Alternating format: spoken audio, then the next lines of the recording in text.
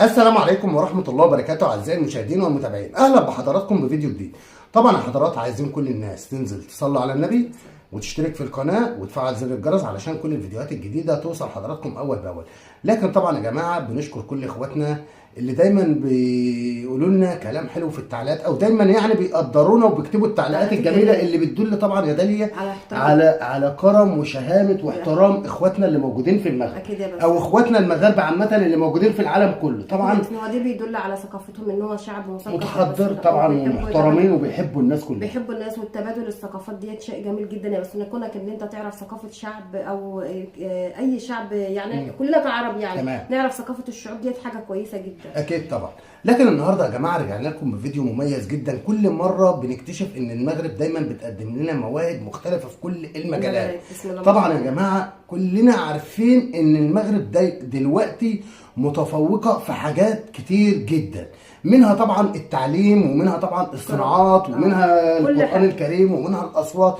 يعني احنا بنتكلم دلوقتي عن موسوعه داليا في المغرب يا بسيوني، بسم الله ما شاء الله. يعني شفنا اطفال المغرب بيبهرونا في كل المجالات زي ما انت فاهم يا بسيوني، سواء بقى اطفال او كبار حتى. والله يا بسيوني يعني انت زي ما انت برضو قلت الصناعات، احنا شايفنا المغرب برضو مختلفه ومتميزه، وعلشان كده داليا دايما الاعلام مستني المغرب كل يوم بتقدم جديد. اكيد يا بسيوني، دي حاجه كويسه جدا تتحسب للشعب المغربي، ودي يدل ان الشعب المغربي ما اتفوق على نفسه طبعا. بسم الله ما شاء الله، ربنا يحفظك. النهارده يا جماعه احنا جايبين لكم بقى فتيات المغرب، يعني ايه مش فتيات بس، يعني احنا جايبين لكم اطفال المغرب من كل نوع. طبعا هنشوف دلوقتي حاجات مواهب مختلفه. يمكن انت طبعا يا جماعه اي حد يتمنى ان يكون ولاده بالطريقه ديت وبالموهبه اللي احنا هنشوفها النهارده.